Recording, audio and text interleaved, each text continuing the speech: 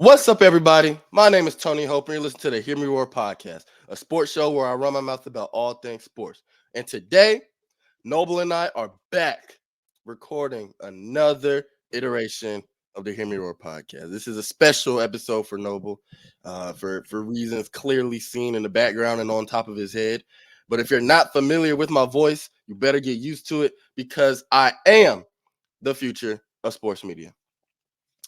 Today, January 30th, Tuesday, NFL championship weekend is over. We have our Super Bowl matchup. Much of America is disappointed. Much of America is. We didn't want to see the matchup that we currently have between the San Francisco 49ers and the Kansas City Chiefs. Yet it was in the script, and there's nothing we can do about the script. You know, Roger Goodell and those in power have supreme control. They are the watchers. They are the ones above all in the NFL. We also had the Royal Rumble last Saturday. Look, we're finna get into some WWE on this show too. We added everything. This is a show about literally everything. The NBA last week was a really ridiculous week as far as scoring and games were concerned. So we're gonna get into all of that this episode. And before we get started, please like, comment, and subscribe on YouTube if that's where you choose to listen. Apple and Spotify, give us a rating. Let us know some feedback. Share the post, repost it, share it to your mom, your dad, anybody that you know who likes sports. Please, they will like us show. And without any further ado, we'll get right into this episode. How do you feel? I feel amazing. I feel great. Nope, the ball nowhere strikes again. 4-0 during the divisional round weekend. Got both my picks right last weekend. Ish. Niners in the bowl, baby. We back and we get back against the Chiefs. I could not honestly, I wanted the Ravens again, kind of, because we went because of early this season, but this get back from 5 years ago is gonna be special. It's gonna be special. Well, y'all's get back is gonna have to go through Thanos. Hope you know that. Yeah, that's part two. Last, and you know what happened in Avengers, man? They lost the first time around Infinity War. It's time for can't even think of the movie right now, but you know what it's time for. In It's time game. for the true in game. It's time for in game. We getting our second chance at Thanos. We'll see, because we're gonna hop into we're talking about the 49ers first. But hey, we'll get into the 49ers first, but we really dive into the depths of the Chiefs and how they are just completely running roughshod in the AFC. So I'll let you kick this one off. This is your team. We both watched the game up close and personal. 49ers beat the Lions by a score of 20. Hold on. 34 to Everything's 31. messed up. 34 to 31. It was really a game of two halves. So before I say what I want to say, what was your takeaway from the game? Biggest takeaway is that the 49ers are they have to lock up. They have a lot of things to work on in terms of rushing defense, because this Chiefs offense is now capable of rushing the ball. Isaiah Pacheco is a really good back. So we got some things to work on in terms of rushing offense, and just have to get started. Got to get going faster. Against the Packers and against the Lions, both the offense didn't get many points in the first half. So they got to be able, as great as the comebacks were, as great as they were, they got to be able to get going faster than that, because those teams like the Chiefs and Patrick Mahomes and Andy Reid, they will not let you come back from down 17 like that, because of the experience that they have. They know how to lock in. They know how to, they have the pedigree, they have the championship mentality, and they know, Lions, this is their first time getting there. They were laughing it up. CJ Gardner-Johnson was waving at the crowd in the second half, and second quarter, right? Like they haven't been in that situation before, and they were content with where they were. They weren't focused on stepping on the gas. Team like the Chiefs, you're not going to get away with that. They're going to try and kill you. They're going to step on the gas the whole time. So just got to come out so much stronger. We can't wait till halftime to get it going. But despite all of that, An amazing second half from the team. I could not be prouder of them. Came out, held them to 7 points in the second half while having 27 unanswered points of their own. Second half, Brock Purdy had one of his best halves in his career. He was 13 of 16 for 174 yards, a touchdown, no interceptions, and 132.8 passer rating. Christian McCaffrey doing his normal thing, 20 carries for 90 yards and 2 touchdowns, and was also a factor in the receiving game with 4 catches for 42 yards. Brandon Ayuk doing his thing, had one of the greatest catches in Yeah, that was a great 49er catch. playoff lore. If we win the bowl, when we win the bowl this year, that's going to go down as one of the catches that, like that it's gonna go down in history for 49ers. Debo had a great game. Kittle was doing great. Even though he wasn't as effective in the receiving game, he was pancaking Aiden Hutchinson, one of the premier D linemen. So just all around, especially that second half, great effort from the guys. And yeah, they're like I said, they're gonna have to come out stronger than that against the Chiefs. They can't take two quarters. You can't waste 2 quarters revving up. But if they get going, and as we've seen time and time again, once they get going, they get going. So great job from them. Yeah, after the second, or firstly, this is back-to-back games in the playoffs for the 49ers where they only scored 7 points in the first half. That that's not going to be enough to get the job done against the Chiefs because we've seen them all playoffs continue to like their offense hasn't slowed. They might not have the weapons like Tyreek Hill, not even last year like with Juju. They might not have the immediate explosive big play weapons like before, but they're still constantly scoring. They're constantly getting down the field. So definitely I agree with you with the San Francisco 49ers. They're going to have to tighten up in the first half, both offensively and defensively. Gave up 27 in the first half, or in the first half to the Lions, or 24, I'm sorry. 24 in the first half to the Lions. Uh, the run game was just supreme for the Lions in the first half. Uh, Jameer Gibbs had a touchdown. Jamison Williams had a touchdown from the back of the field. David Montgomery had a touchdown. Those were all three of them were all touchdowns. They made the game so easy for Jared Goff for pretty much for a full half of the game. Uh, Once the Niners came out, for firstly they kicked that field goal to end the half, and I remember you saying that you were or no, y'all came out in the third quarter, kicked the field goal early, and I remember you saying that you were okay with this. This is still a very this was a positive position to be in. And then after that, seeing the Lions next drive that just went flat, the writing was on the wall. It was I don't know what was said in the locker room. I'm not sure what was said to the Lions by Dan Campbell and the rest of the coaching staff, but it looked like the Lions forgot to play football. Seriously.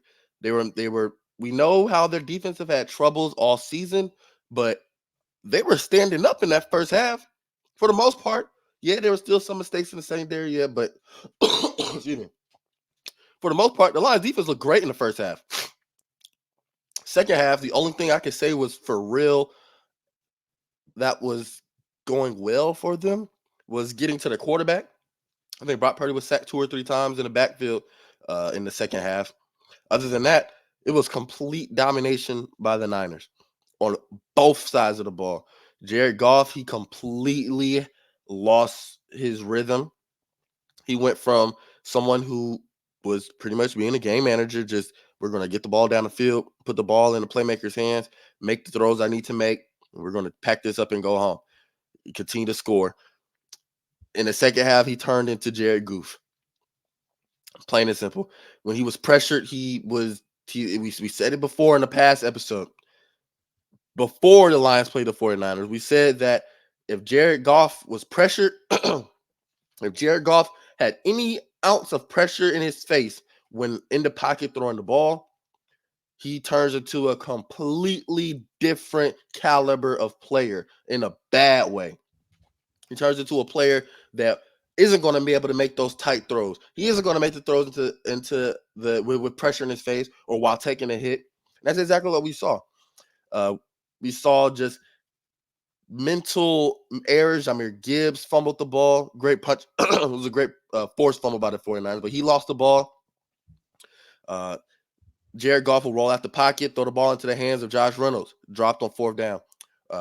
Slid over to the left in the pocket. Threw the ball to Josh Reynolds again. Drop. We would see him. Who was it? Amon-Ra St. Brown dropped the ball.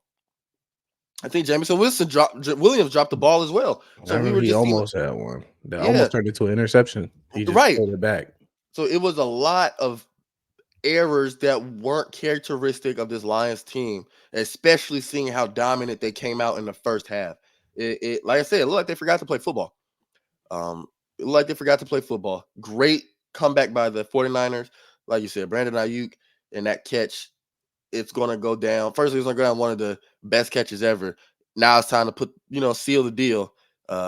We've seen catches like that before with what's his name?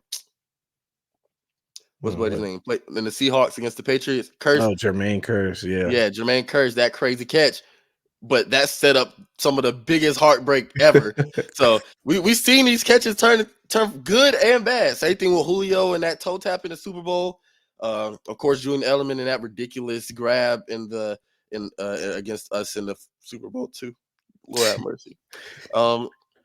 But that was a great catch. Brandon Ayuk too. Oh my goodness, we need to start talking about him as being not. We need to be brought up as a premier receiver. We know how good he is for the 49ers, but he needs to be in those discussions around the league. Period.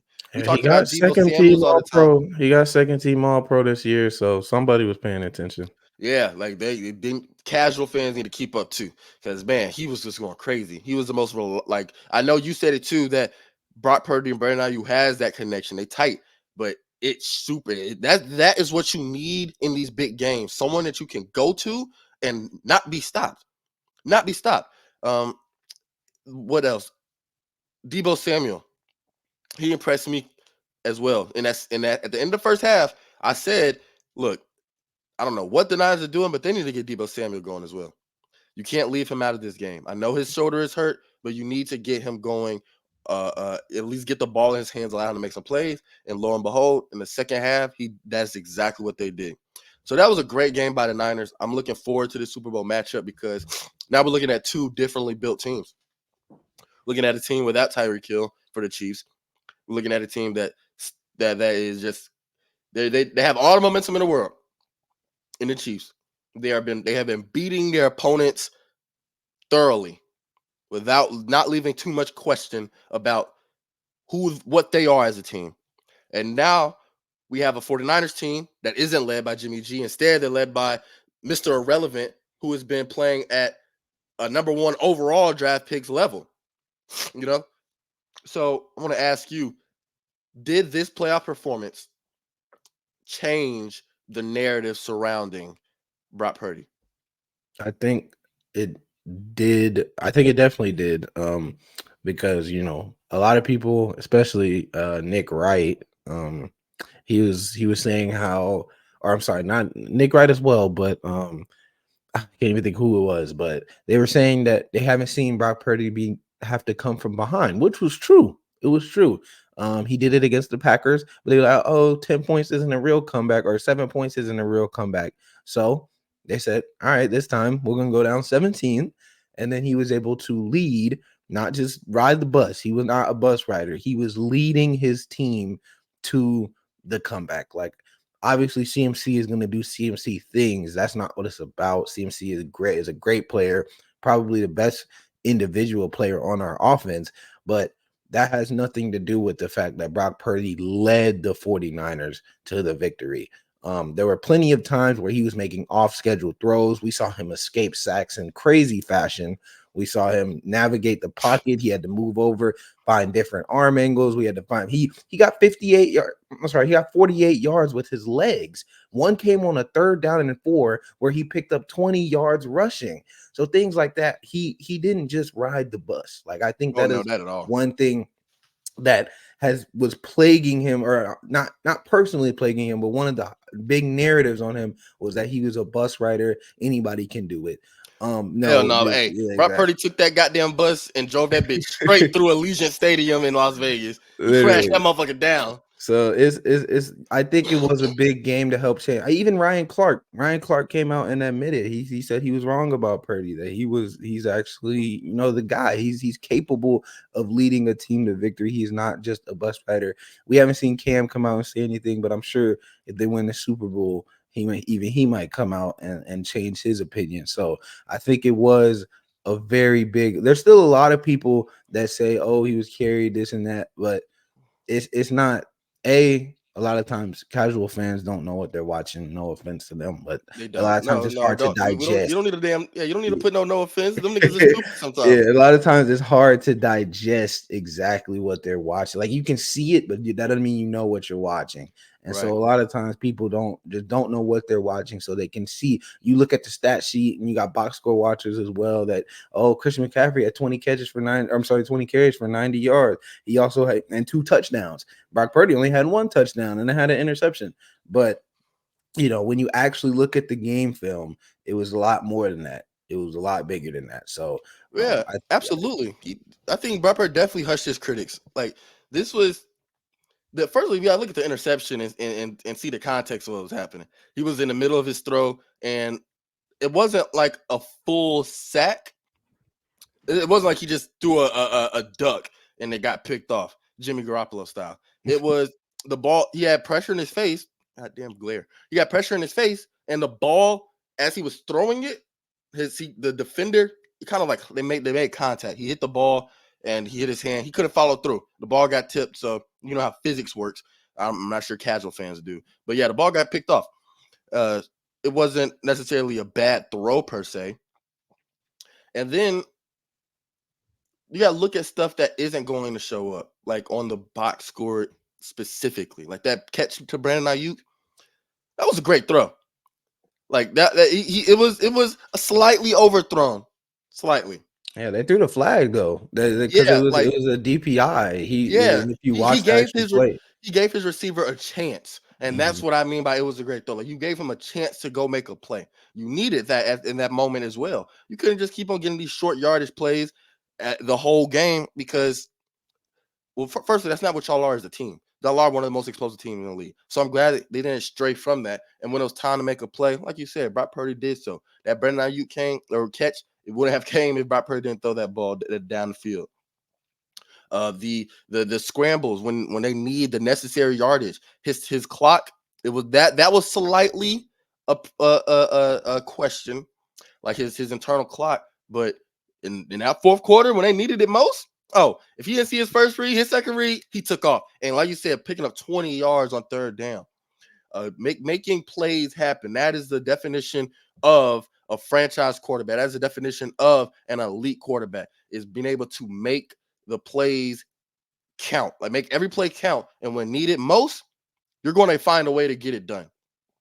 And we're about to talk about the Ravens Chiefs shortly, but Brock Purdy played the game I expected Lamar Jackson to have. I So had more. Didn't they had pretty much? I'm pretty sure they're close to the same rushing yards. It's crazy. Brock Purdy ain't known for the legs like that. They ain't know he had right, wheels like that. He was looking like a young Steve Young out there, man. yeah, he was looking nice. So it just from a mentality standpoint, from a confidence standpoint, um, Brock Purdy looked like the man for sure. Like he looked like he was meant to be there. And it was funny. I was pull up this quote I saw. It was funny, um, considering that earlier this year, last year Brady retired, and it was one of those things where, um, if you could get Brady, you're gonna go get Tom Brady. And I remember I saw a quote from, where the hell is it? From Brock Purdy saying that Kyle Shanahan essentially wanted to go out and get Tom Brady, and he told him that. And Brock kind of took like not offense, but he was like, "Damn, well, I just got us here. Y'all threw me in the middle of the season, and we got to the conference championship, and we were an elbow injury away from a Super Bowl. If you know, what I'm saying that was his thinking. And when they ended up not getting Tom Brady, Brock kind of took that as like motivation, use it as fuel, put that as a chip on his shoulder, and he's shown it this season. And now he's healthy in the conference championship game, and look at the game he played. Absolutely great game. Great comeback by the 49ers. overall great performances on by everyone. We there are. I don't know how Las Vegas has the 49ers as favorites or underdogs against the Chiefs. They I opened as think it's gonna be a favorites. very close. I think They it opened should as be a very favorites. close money line. Yeah, they opened as like 3-point favorites. Mm. But about the Lions though, they have a very good future. I mean, this first off, they had an excellent first half. We can They came out running the ball. They were averaging like 9 yards a carry at some point in the first half. It was ridiculous. They Bro, they they have a lot to look forward to. They have a lot to look forward to. They have the offensive pieces. Jameer Gibbs is going to be great for a long time. Sam Porter is going to be great for a long time. I'm on Rod. He's going to do his thing. So they've got great pieces. They've just got to find a way to piece it together. And I think this was a big step, a big challenge that they had to learn from in the future. At halftime, you don't need to be all giddy, right? At halftime, it don't matter how big you're up. You gotta go. You gotta go for the kill shot in the second half, regardless. So I think it's an important teaching moment for the Lions, for Dan Campbell. I don't definitely. have a problem with his fourth down decisions. They've been doing it all year. Well, I'll say the first one I didn't have a problem with because you're up 14. You've been this aggressive all year, and the call actually worked. He just didn't catch the ball, right? Right. They make the play, and it's seen as a genius move. They didn't get the play, so it's seen as dumb. I don't think it was a dumb decision. The second time when they were down like 10 and they didn't decide to just take the three, that was a little iffy. That was a little iffy, but kicks Right. aren't field goals aren't guaranteed anyway. So there's no guarantee that they got the 3 points, and I would have just given them the same field position anyway. So I think I don't have a problem with his aggressiveness. That's how they've been playing all year. And if you decide to fold up, it kind of sends a message to the team if you decide to fold up and go against your whole ideology in those moments. So And I that's what I had a problem with at the end of the first half when they kicked the field goal when it was like what 4th and 2, right they're before the like fourth half. and a goal. Yeah, fourth and Yeah, goal. yeah, 4th and goal. So and y'all were 2 yards out. Jameer Gibbs got you right there, and I'm like, well, firstly, y'all score is y'all have the chance. It's y'all are up 21 points, 21-7. If y'all get another touchdown here, that makes the game significantly harder for the 49ers to climb their way back in. Now you have a little bit more leeway, but you settled for 3 and it was a chip shot field goal. And we wouldn't have seen that from him in the regular season. We wouldn't have seen that from him last week. So that I didn't like that call. I really felt like he should have gone for, especially with how, dude, the Lions run game was completely chopping y'all up in that first half. It It was was it was, bad. it was It was nasty to watch. bad, Like they were for real chopping off 8 yards every single carry. It was bro. Third downs, y'all couldn't stop, period. And they felt so confident in that they will run the ball on a 3rd and 18. and they picked it up. Picked up the first down plus a little bit more. So that's why that decision baffled me because you had all the momentum in the world. Y'all are literally that was like, and you know what that game reminded me of? My fight comparison: Anderson Silva versus Chael Sonnen 1. In that fight, bro, Chael Sonnen was just he was beating up Anderson Silva. Anderson Silva, like this was the first time in the UFC that we saw Anderson Silva on the verge of losing, and it wasn't a close loss; it was a definitive loss for four full rounds, really up until like the last 45, 30 seconds of the 5th round, the championship round. Chael Sonnen was just grinding on him, pause, and just wearing on him and beating him up with ground and pound. And then Anderson Silva locked up a triangle, turned it into he locked up a triangle choke. I think he turned it into an arm bar. No, it was an arm bar that turned into a triangle choke. And Chael Sonnen had to tap. That's exactly what that game was, a perfect comeback where the Lions had everything going for him and they didn't go for the kill shot. Chael Sonnen wasn't going for no finish. He was looking to just kind of coast his way to a win. That's exactly what I think the Lions were doing. Josh Reynolds, after dropping that 4th down pass, he was on the sideline Kiki and Kaka, and this just the drive before the Niners scored on y'all, and y'all couldn't answer back. Why are you laughing on the sideline? CJ Gardner-Johnson, why are you waving at the crowd? So that's a lack of maturity there, a lack of not knowing the moment and not being in this position. The Niners came out in the second half and just looked like a completely different team, poised by all levels. They didn't let that first half phase them at all, which was very impressive to watch.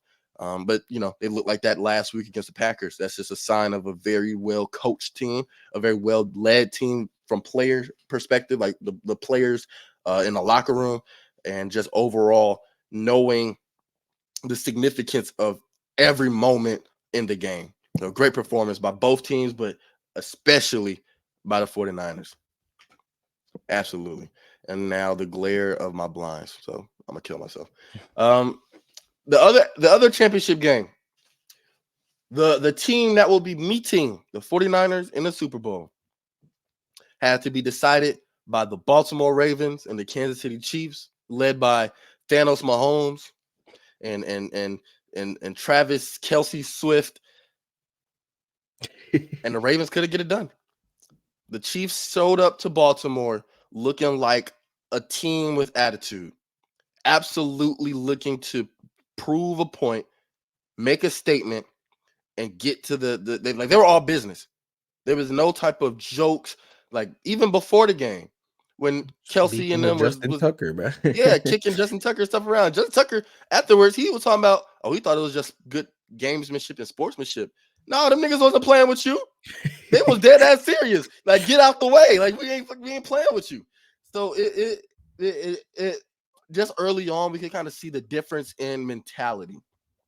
The Chiefs beat the Ravens 17-10. This was also a game of like two halves. And when I say that, for the Lions and the Niners, it flip-flopped.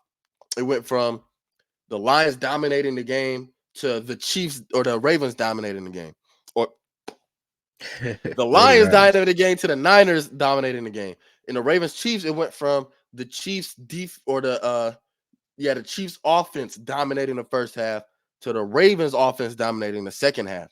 And like the defenses both kind of switching roles as well. It was an impressive win for the Chiefs. They were underdogs again, playing on the road. This time against, you saw how much I was hyping up the Ravens and their defense and just the ability of Lamar Jackson to just flow in that offense. However, early on, we saw that this Chiefs team isn't. They found a way to turn around that regular season. They had a rough regular season.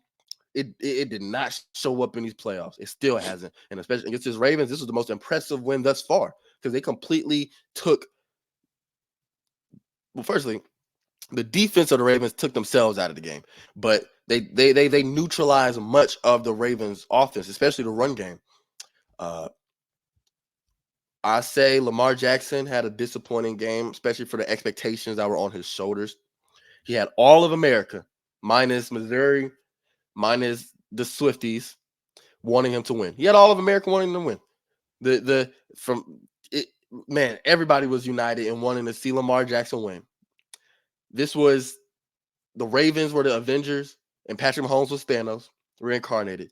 Lamar Jackson was Daniel Bryan, and the Chiefs were the authority in 2014. This was his time to free us from the Chiefs' stranglehold on the AFC. And you want to know what they came out and did? They let Mahomes start the game off 11 for 11. They let Travis Kelsey start the game off 11 for 11 catching. The Ravens couldn't stop the Chiefs on third down, much like the 49ers in the first half against the Lions. The Ravens couldn't stop the Chiefs on third down. Not at all. The first half was much defined by how dominant the Chiefs were. And with all that being said, they racked up 17 points in the first half. We really look at the Ravens and are like, for how bad of a first half you had going to halftime, you're only down 10 points. This is a good spot for y'all. But then guess what? Man, unforced errors, the Chiefs forcing turnovers, we're talking about Kyle Van Noy with his penalties, his unnecessary roughness penalty against Travis Kelce, pushing him way after the play is blown dead. And the referees were letting them play. They were getting in their face often. There was a lot of pushing, a lot of extracurriculars, but the referees were letting them play. And then he had to come in there and throw and push Travis Kelce way after the fact. There you go. Now that's a 15-yard penalty. Justin Madubuike, clothesline, Patrick Mahomes and up top and got another 15-yard penalty. Jadeveon Clowney, what did he do? He hit Patrick Mahomes way late and up top. Helmet.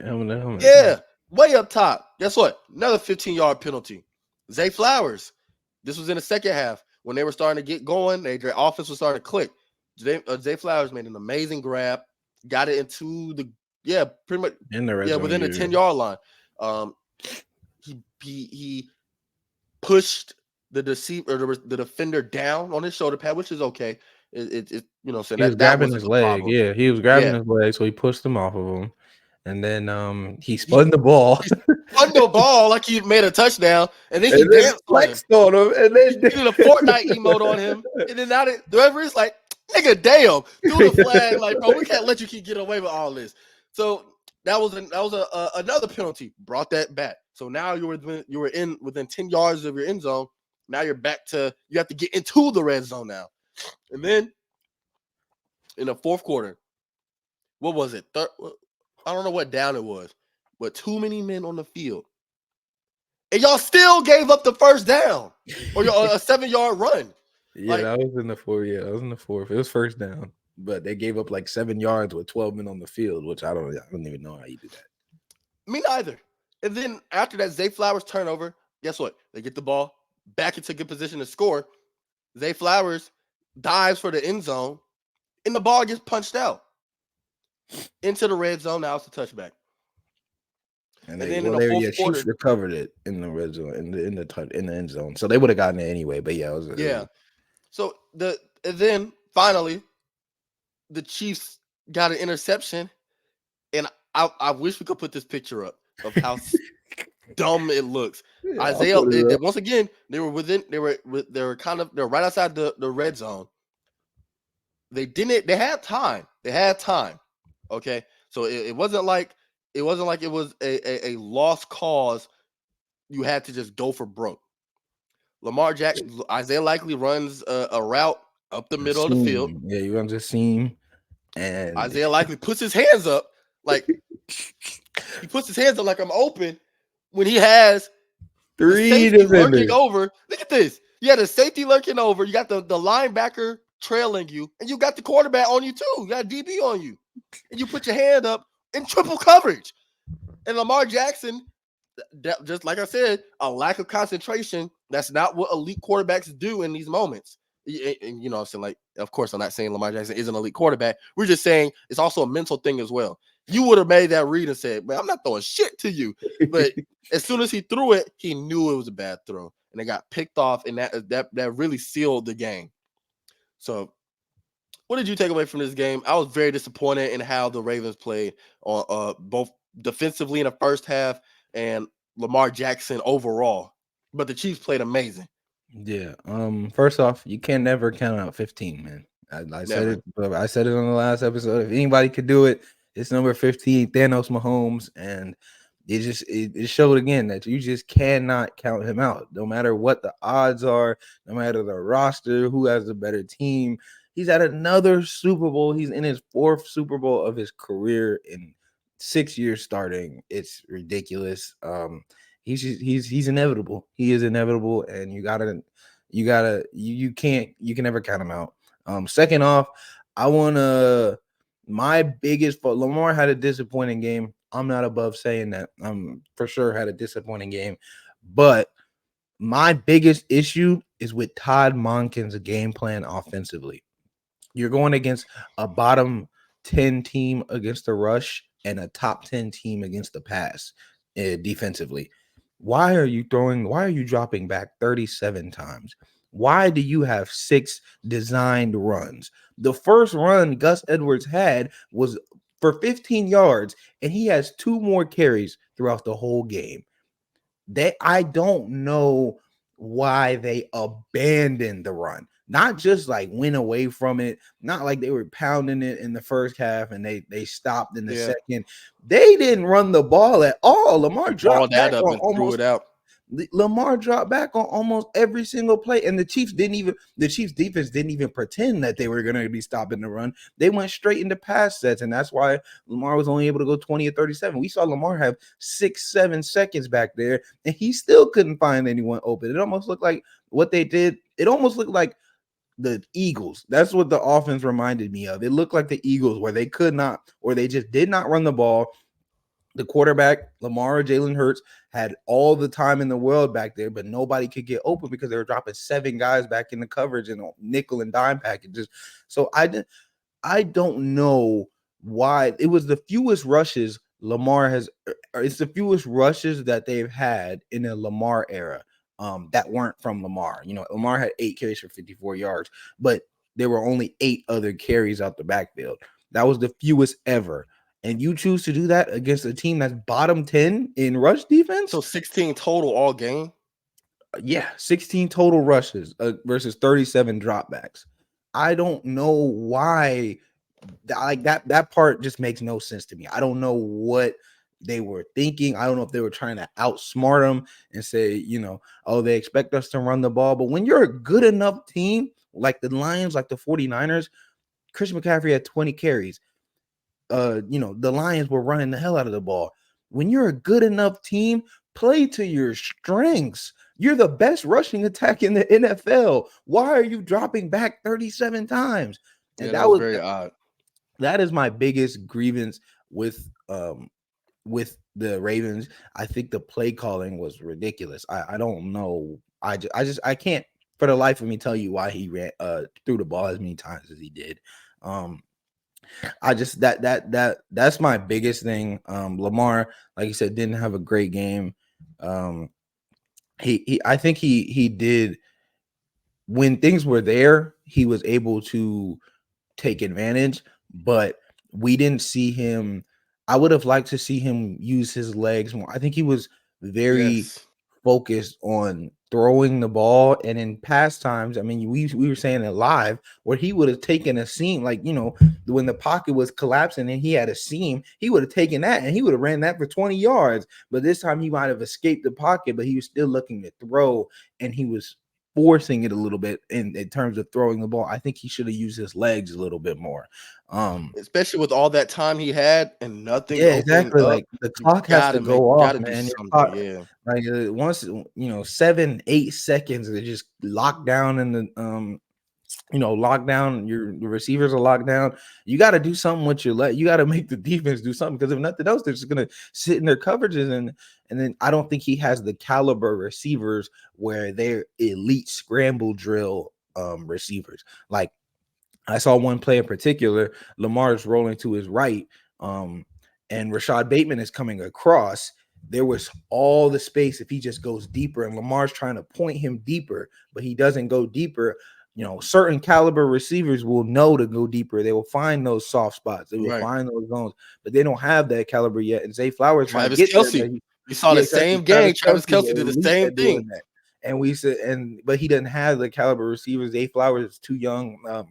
I think he'll get better with time. He had a great game aside Yeah. from the fumble, but I think when you don't have players that you have that connection with that basically almost like a user playmaker in Madden where they'll go where you tell them to go immediately. Or you don't even need to tell them. They know how to find those spots. You got to make something shake, man. Like I would have liked to see him use his legs a lot more. Right. And then the Ravens Absolutely. defense, though, a little rough in the first half, but But they they tightened up in the locked second down. half. Yeah, they didn't allow a Well, single point in the second half. question. Uh just throwing this out there. Do you think that 'cause I know you were talking about it while we were watching the game, not taking away from the Ravens defense in the second half, but do you think that was more on how the game was called defensively versus how the Chiefs were playing very conservative, it seemed like Yeah, in the I was second a half? little, I was a little frustrated with some of Andy Reid's play calling because it seemed like first and second down, they just threw them away. They were literally Yeah. it was first down run of 1 yard, second down run of 1 Screen yard. passes. Exactly, and then a screen on third down. And they had so many drive where they didn't even get a single first down. And I think that was probably the most frustrating thing for the Ravens because they got the opportunities to go out and get these Right. points. It's not like they had one. It's not like, in the first quarter, the Ravens had one possession. I'm sorry, they had two possessions. Like the Chiefs held the ball for 9 minutes, but it wasn't like that in the second half. In the second half, the Chiefs had multiple 3-and-outs. They punted the ball 5 times. So I think I didn't like Andy Reid's play calling in the second half. I think he was very conservative, but I do think the Ravens rushing defense was so dominant that it neutralized Isaiah Pacheco Oh yeah. totally. He had 24 carries for 68 yards. That's only 2.8 yards per carry. You can't Yeah. even pick up a first down and 4 downs with that. Not at all. So I think it was, or you would barely pick it up. But I think it was the rushing defense was just so stout that it didn't matter what they did. If they just ran the ball on first and second down, that's exactly, they got stuffed twice, and then they wouldn't push the ball downfield. I think Andy Reid came out of his game plan a little bit. I didn't like it. Especially with how dominant Patrick Mahomes and Kelsey, Literally, that connection that was in first the half, first half. they were unstoppable. Literally unstoppable. And you kind of just strayed away from it. Like in the second half, bro, every ball on second and third down should have been going to Kelsey. Straight up. Let's just be real. Second and medium, Yeah, there was Kelsey on should be getting third the ball. down. The third down when they came out, because Kansas City received the ball first in the second half, and they had a 3-and-out. On third down, they had Kelsey blocking.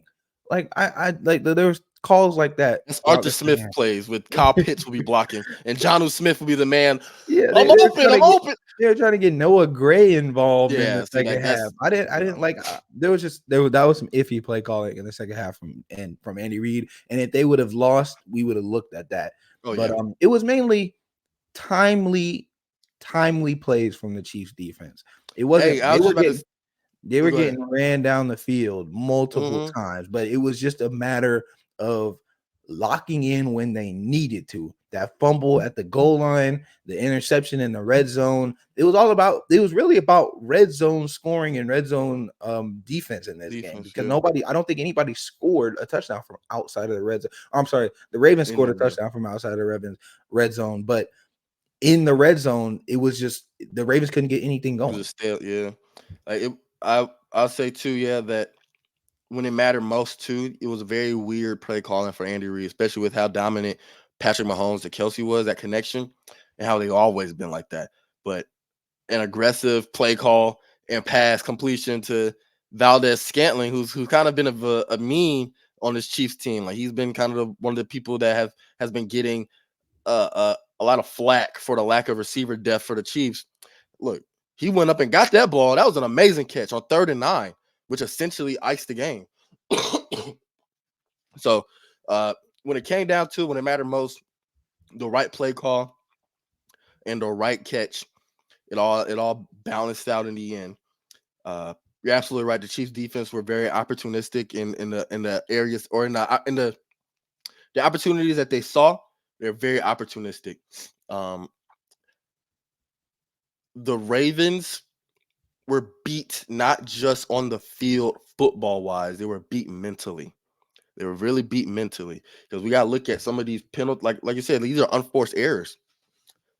Zay Flowers didn't have to dance on him. Zay Flowers didn't have to dive for the end zone. We will see.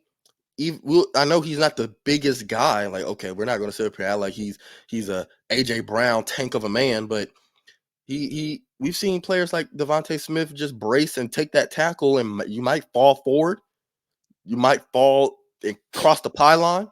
There's so many things you could have done except for dive from 3 yards out. One-handed. If you dive with 2 hands, he might not even fumble. But Right. he dove one-handed, and it was a very precise hit. It was a very Yeah. precise hit. Man, I hey, think it bro, was that was terrible. clean. That was a clean cross straight to the ball. Just clean.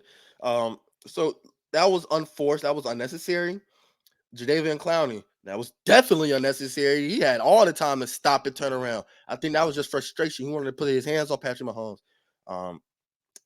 Kyle Van Noy, unnecessary. So it was just even throughout the game with the way the Chiefs were getting up after getting hit hard. They were getting up like that. Man, that ain't nothing. It ain't phase me. We look at the Ravens really trying to put some fire on these hits, and it wasn't phasing the Chiefs. The Chiefs weren't getting out of their mental. And it really disappointed me how the Ravens played totally. Uh, I think that they were very immature for a team that has so many veterans and so many great athletes and great students of the game. Uh, which allows me to pose the question: which worse was lost? The Lions choking a 24-7 game, or the Ravens complete play against the Chiefs as favorites? I would say the Ravens, just because it was so like they just didn't look like the same team that you've seen all year. And I've seen it before where your team looks away all regular season and then you get to the postseason and they just look like they forget how to play. And like the play calling, that was they've been one they did, if not the best, I believe they are the best in terms of statistically rushing attack all year. Yeah, And they you are. get to the AFC championship game and you run the ball 8 times from the backfield. Like I don't that was in my eyes. I think it was worse because of the totality of it. You're finally in the second half, you lock down and you finally hold them to 0 points in the whole half. And then offensively, you were moving the ball, but it was just drive killers at the most inopportune times. So I think the Lions, they've never been there. They didn't have much expectation. Once they went up 24, obviously there became some expectation to finish the game out. But the Lions have never been there. We didn't expect them to go up 24-7. They like I said, they had a lot to learn mentally. They don't have a lot of vets on that team. They've got a third year head coach who's never been in the playoffs, even when he was a player, I believe. So it wasn't the Lions were playing above their expectations anyway. Ravens, you're the 1 seed. You got the about most likely 2-time MVP back there, and they just completely fell out of what we've seen from them all year. And that's what I think as a fan, if I was a Ravens fan, I would be much more disappointed than if I was a Lions fan. And as I analyzed, I think the Ravens were just a lot more disappointing in my eyes. I agree with that sentiment. Um, it's hard to put all this stuff together. Like, let's be real. We You have the number one rushing attack offensively, and you have the number one rushing defense. You have a very stout defense as well. Like, you got to sit up here and really think. Like, we were talking about this earlier, but before, with like how it is to kind of like keep a team together in basketball versus football. Hey, in football, you age a little bit worse. You know what I'm saying? Because all the physical damage that you're just compiling. Then rather in basketball, we see LeBron still having prime stat lines, putting up career high rebounds in a game, and he's 39. We rarely see that in the NFL. So you have to really think about the bodies that you have on this team that contributed to, having the most sacks in the league, having the number one rushing defense in the league. Like, it's hard to get back to these spots. It's because now you're already in a tough division. Now you got Joe Burrow coming back next year. You're gonna have the Browns retooling because they just got to get a couple of things to figure out a couple of things for the And they quarterback get position they get and Nick getting the Chubb Chubb back. back. We're talking Yeah, about a whole different they team get now, all that defense back. Like it's right? and then the Steelers, they were The a Steelers playoff even team this year. they We they don't still know. got to just retool, just tweak a little bit of things, and then of course the AFC in totality. The Chiefs ain't going to come back with the same receiving core, not at all. They drafted one of these young guns in early in one of these earlier rounds, or in trying to find somebody in free agency. Plus, the people they already have, like Rashid Rice, are going to keep getting better. The Texans, you have to go through them. Now they're going to get better. So you see what I'm saying? Like, Yeah, this was y'all's and then best chance. in terms of injury luck, it's always luck to get there Yeah, as healthy as they are. They lost J.K. Dobbins early in the season. They got Mark Andrews back, but injury luck, we've seen time and time again teams get derailed by bad injuries. Look at the Bengals this year. Look at right. there's just so much. So getting to this point as healthy as they got, that's hard. That's hard as well. So especially with the history of them always be Lamar Jackson being hurt in the playoffs or being hurt come playoffs. They always had a history of like they're somebody crucial to their team being hurt. And this was a year where, okay, it's not perfect, but this is optimal. yeah, This is optimal. This is a like it just didn't seem like they weren't there mentally from the go. And once the defense locked in, it was in the second half, it was like the Chiefs had already been clicking from on defensively the whole time. Like you said, play call. I didn't really think about that, but you're absolutely right. I didn't think about how many times Lamar Jackson dropped back to pass rather than running the ball. You're absolutely right. Them fools didn't run the ball at all. I'm trying to think of like specific plays where they really were literally were the were, first were wearing quarter. away. The first quarter, that was it. I That was remember the it. first quarter, the first drive or first or second drive. They had a big like was it third or fourth down, third and one, fourth and one, something like that, where Lamar ran for like 20 yards. Yeah. But they just Justice, like I said, Justice Hill, I'm sorry, Gus Edwards had it one carry for 15 yards, and then they went back to him twice throughout the whole game. Like I just That's saying like mentally the Ravens didn't look there. For the Lions, now the Lions loss was disappointing. I'll say the Lions loss was more embarrassing than disappointing yeah. because just kind of how look, same thing applies to them. Jordan Love and the Packers are going to come back stronger. You know, the you had Kirk Cousins hurt and you had Justin Jefferson hurt, and the Vikings still managed to kind of stay in playoff contention. So just in your division, now the Bears are stacking up a team too. They're trying to stack up a team with all these damn draft picks that they got. So it's just in your division, it's going to get tougher. Um, this seemed like the year for the Lions. Everything was written it was like written on a scroll that this is y'all's year. Uh, you're talking about a team that has just explosive offensively. You have your pieces around. Jared Goff has been playing well all year. He's been playing well in the playoffs. You're up 24-7 against a top two team in the league. This is the team that went and got Chase Young. This is the team that got Nick Bosa. This is the team that has Eric Armstead. This is the team that has, you know what I'm saying? Like this is a team that's cooked, that is just completely stacked on both sides of the ball. And y'all only gave up 7 points to them, to Christian McCaffrey, to Debo Sims, to Brandon Ayuk, to George Kittle. Like this looked like y'all's time. And in the second quarter or in the second half, it looked like that they weren't ready to put the finishing touches on the game. And I think it started when they went for that damn field goal instead of going for it and trying to make it 28-7. If you don't get it, it's cool. In my opinion, because now it's still 21-7. It's still at least a 2-point or two score game. Yeah, clearly the difference between 24 and 21 didn't matter It anyway. didn't. So So you might as well go for the 7 there. right. So and I think that's really where the downfall started. I think it was just an embarrassing game because like it was so perfect for them. It was so perfect for them to get the job done. You had to just play a complete second half, and they didn't do it. They were still in the game. They couldn't make the plays that needed to be made, like unlike they did against the Rams and against the Buccaneers. So I'll say the Ravens was definitely more disappointing, 100%, because especially with all the expectations that were put upon them, the Lions loss was more embarrassing. The Lions, they're definitely going to continue to get better.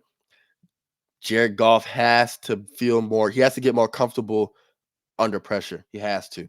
That separates the top 10 from the top 15, straight up. So he needs to be more comfortable under pressure. Um, the defense has to learn fundamentals at this point. Learn how to tackle. Like we'll look at firstly. Oh, also shout out to Kyle Hamilton. He played a great game. He had probably the best individual performance of the Ravens, plain and simple. Talking about getting sacks, breaking up balls and coverage. He only had one time where Travis Kelce kind of beat him um, in a one-on-one matchup, and that was pretty much it. Everything else, Kyle Hamilton had his hands on, kind of putting his impact on the game. But I will watch Kyle Hamilton. Look, he ain't the biggest guy neither, but he was making tackles and wrapping up, bringing down. He wasn't making upper body tackles. He was doing very fundamental tackling. He was making the basic plays, open field tackles. We weren't seeing the Lions do that. We weren't seeing the Lions do that, and I think that is a real. Uh, that's like a bare minimum to be a championship team. You gotta tackle when in the open field. The 49ers had a little bit of trouble in that in the first half, but they ended up tightening up in the second half. We didn't see the same missed open tackles that we were seeing. Um, so Lions gotta have some stuff to tweak for next year. This was an impressive year. NFC Championship game.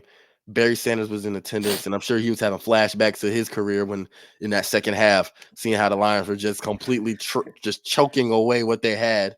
Um, but it's gonna be a bright future for them. The Ravens, this one hurts for sure. This one hurts for sure, especially considering all that was all that y'all earned. Like y'all earn those positional ratings. Y'all earn those team statistics. Y'all earned y'all's position to be here, and y'all just didn't. It didn't seem like y'all wanted it more than the Chiefs. Mhm. That's Yeah, really the what it Lions seemed like. Lions had that imminent collapse. You feel it immediately. Yeah. Ravens had the type of loss where you don't feel it till the next day. You wake up and you really think about everything that went wrong, and you're like, man, what the hell? Or do you think about everything it took to get here, all the perfect, like, just how perfect it was to get here, and that's when it really hits you. But Yep. like I said, I agree with you where you said the Lions was more embarrassing and Ravens was more disappointing. I would say that as well. It was. It was great games though. Well, both of them came down to within a It score or two.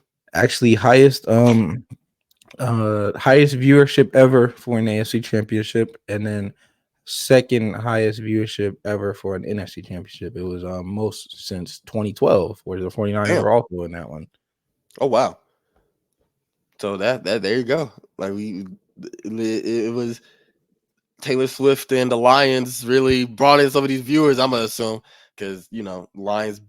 I think the narrative of the Lions actually making a Super Bowl. Everybody knows the Lions fucking suck. So the narrative of them possibly making a Super Bowl, the possibility, definitely drew in those viewers, and of course Taylor Swift. Every first down, it seemed like they cut away to her up in that damn skybox. Every completed pass, they looked up, see what her reaction was. No swag surfing this time, which I'm very thankful for. No swag surfing. I hate to be the bearer of bad news. They didn't swag surf in the booth, but if you look it up, they were back home in the Chiefs version of the Battery. Oh It my was it god. was no, it wasn't swag surfing though. It was whitewater rafting. It wasn't. There was no swag Oh, involved. okay. Yeah, They were surfing. that's just paddling. Just paddling. Country paddling. So it great game. Looking forward to the Chiefs 49ers Super Bowl. Um it's we're gonna break this down way more in depth as we get closer and closer to the game because it's not until 2 weeks. But matchup wise, the way we've seen, like you said, you can't bet against 15, and the way that they've been playing so complete. They've been playing so well balanced on both sides of the ball. We're talking about a team that is very, you said top 10 against the pass. How are they going to look against Brandon Ayuk and Debo and George Kittle in them? We're talking about a team that is weak in the run game now. Chris McCaffrey better get his hand. He ain't hurt at all. That They boy better also get the ball lost about 25, 30 times. Charles Omenihu. He had 7 sacks in 11 games. He was disrupting some in the Ravens game too. He tore his ACL. That's a big Damn, loss for them. it So is. So yeah, but then we also, like you said, this offense though, no matter who they have at receivers, Patrick Mahomes is find a way to get it done. They find a way to get it done. Isaiah Pacheco, he's going to be getting the ball early and often. Um, Especially, I saw like the 49ers run defense is very weak up the middle. Like there was some holes against the Lions that were just like, dog, I could walk through those holes, and it was so easy. So matchup wise, it's a very close game. I know the 49ers probably gonna open up as the favorites, but I don't know who I pick yet. And I know you're picking the Niners. I know you are, but it's gonna be just matchup wise, and how'd you guess that? I don't know. I just have a slight feeling. I have a slight feeling. Uh, but yeah, those were the NFL championship games. But I'm sad, Noble. I'm sad. Why? we only have one more real game before the NFL season's over. The hell are we gonna do? I might have to switch it up to the XFL. Right, yeah, but let's go. We're gonna bring in some I XFL think spring they just football. merged with the AFL, the American Football League. So I think genuinely they have like a bigger viewership this year because Oh they yeah. just had a merger. They had a merger of their own, but we'll have to figure it out. I mean, we got Hey, NBA's picking up. NBA is I was picking up. yeah. Hey, y'all let us know if y'all want to see some XFL talk, some spring football talk. We could get into that. I'll start tuning in. But yeah, absolutely the NBA is cooking up. Hey, last week was an insane week in the NBA scoring wise. Like it was it was just so dumb how crazy it was. And I just want like just before we get into that, 10 years ago, the LA Clippers, Live City, Chris Paul, Blake Griffin, the whole crew, they led the NBA in scoring in 2013, 2014. You want to know how many points they scored per game? 107.9. That was leading the league in scoring just 10 years ago. If we drop that team and that 107.9 points per game into today's league, that would have been 29th place, a tenth of a point ahead of Memphis. So we're looking at just exponentially greater scoring in the NBA. We've individual play as well. Look, Luka dropped 73 points on the Hawks. And that was so Your I don't man think I on the watched the Hawks. full It's game. your team. But we will watch the I watched the fourth quarter, and I just saw how we were throwing so many bodies at him. Like we were leaving people completely wide open just to stop Luka from scoring, right? Because we were in the game. It was like 140 something. It was pretty much, it was a very close game. Um, we were leaving folks wide open to get to stop Luka, and he just couldn't be stopped. 73 points. I think that's the most since Kobe dropped 81. On 90+% true shooting percentage too. He's actually hit the most efficient 70-point game in NBA history. And what makes it even worse is that we traded him for Trey on draft day. That's what makes it worse. That's what really makes it worse. Because if somebody like Giannis dropped 73 on us, okay. I mean, all right. Like, I don't, what I'm saying, it sucks that it happened against us, but there's no undertones with that. Man, we traded this man. We traded this man. And this is not to say that Trey Young doesn't fit the city and the culture and the team more, and that he hasn't done great stuff for us. Look, Trey Young made a conference championship game before Luka had. So you're not gonna sit up here and just act like Trey hasn't done anything. We're seeing he's a bum compared to Luka, but hey, hey, Luka overall is top. Like I said, top 5 player in this league. I think we can all agree with that. And he looked the part, unstoppable, truly unstoppable. We had Karl Anthony Towns drop 62 points on the Hornets. They lost, but it was 62 points. I think, and then that was the same night Joel Embiid dropped 70 against the Spurs. So, and then the same night Luka D-Book, dropped yeah, I was gonna say 73, D-Book. D Book dropped 62 in a loss against the Pacers. So over his last 4 games, he just played last night against the Heat. I think he only had like about 20 some points, but in his last 4 games, he's averaging 43 and a half points. D-Book. Yep. He had 46, 62, 44, and then 22. Crazy numbers. We saw LA versus the Warriors. That was a really good game. That was a really good game. That was a Dawkins duel for all the people who was on YouTube back in like 2016, 2017 when Zemo Pierto had the highlights and Dawkins was dropping the damn old classic duels. That was a Dawkins duel for sure. LeBron finished with 36 points, 20 rebounds, a career high. He's 39 years old. And 13 assists, plus the game-winning free throws. Curry dropped 46 with 9 made threes. What could have been the game-winning three, but Yeah, they gave up the free throws on the other end, but had a clutch, right. That very that, that clutch was a three dagger. pointer. That felt like a dagger. Um, but we all knew what was happening when they got the ball on the sideline. I'm like, bro, LeBron's gonna get this. He's gonna run his ass right into the paint like he always does, and he's gonna try to get bailed out by free throws. Which is, and this is not like a knock on him at all. That's what you're supposed to do. If you're that physical and that strong at this grand old age of 39, yes, get to the paint and get those free throws. Um, Curry. Firstly, we all have to appreciate Stephen Curry versus LeBron while we still have it, um, because they're both getting up there in age, and I think our the nation or like basketball fans' hatred for the Warriors ran so deep that they couldn't properly appreciate the influx of Curry versus LeBron games we were getting in the finals. We got it in 2015, we got it in 2016, we got it in 2017 as well. So we really have to appreciate these matches while they're gone. And then they're still putting up like this is gonna go down as one of the greatest rivalries of all time. They're still having these great performances. One's 36, I think 35, Yeah, 36, first and the other's 36. 39. Going into double overtime. LeBron playing 48 minutes. Um, also, Curry gets no respect from the refs, bro. I swear He he gets has one of the worst superstar. This is nothing new, but he has one of the worst superstar whistles I've ever seen. I don't know why.